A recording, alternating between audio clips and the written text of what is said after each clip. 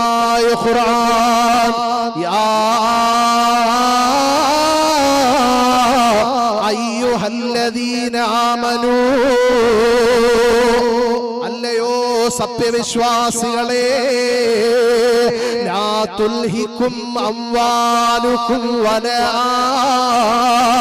ഔലാദുകും അൻ ദിക്രില്ലാഹ്.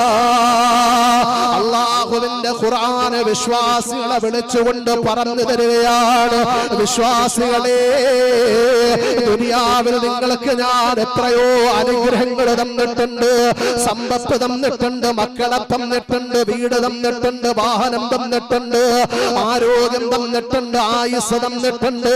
അങ്ങനെ എണ്ണിയാൽ ഒടുങ്ങാത്ത അനുഗ്രഹങ്ങൾ നിങ്ങളുടെ ദുനിയാവിന്റെ നിറകയിൽ നിങ്ങൾക്ക് ഞാൻ നൽകിയിട്ടുണ്ട്. ആ അനുഗ്രഹങ്ങളിലെ 2 അനുഗ്രഹങ്ങൾ നിങ്ങളെ വഞ്ചിക്കുമേ, 2 അനുഗ്രഹങ്ങൾ നിങ്ങളെ ചതിക്കുമേ. പ്രിയപ്പെട്ടവരെ, 2 അനുഗ്രഹങ്ങൾ നമ്മളെ മറപ്പിച്ച് കളയും, നമ്മളെ ചതിക്കും, നമ്മളെ വഞ്ചിക്കുമെന്ന് അല്ലാഹുവിന്റെ ഖുർആൻ.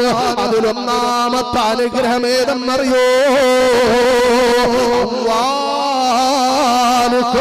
നിങ്ങളുടെ സമ്പത്താണ്, സമ്പത്താണ്, സമ്പത്താണ്.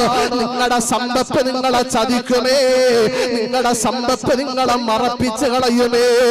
എന്തിനെപ്പെട്ടാണ് നിങ്ങളുടെ സമ്പത്ത് നിങ്ങളെ ചതിക്കുന്നതെന്നറിയോ? നിങ്ങളെ മറപ്പിച്ച് കളയുന്നതെന്നറിയോ?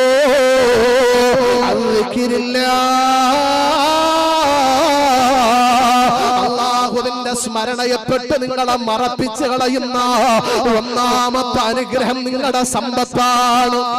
രണ്ടാമത്തെ അനുഗ്രഹം ഏതെന്നറിയോ? വലാ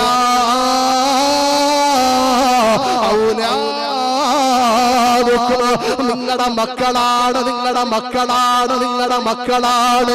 നിങ്ങളുടെ മക്കള് അല്ലാഹുവിന്റെ സ്മരണയെപ്പെട്ട് നിങ്ങളെ ചതിക്കുമെന്ന് അല്ലാഹുവിന്റെ വിശുദ്ധ ഖുർആൻ.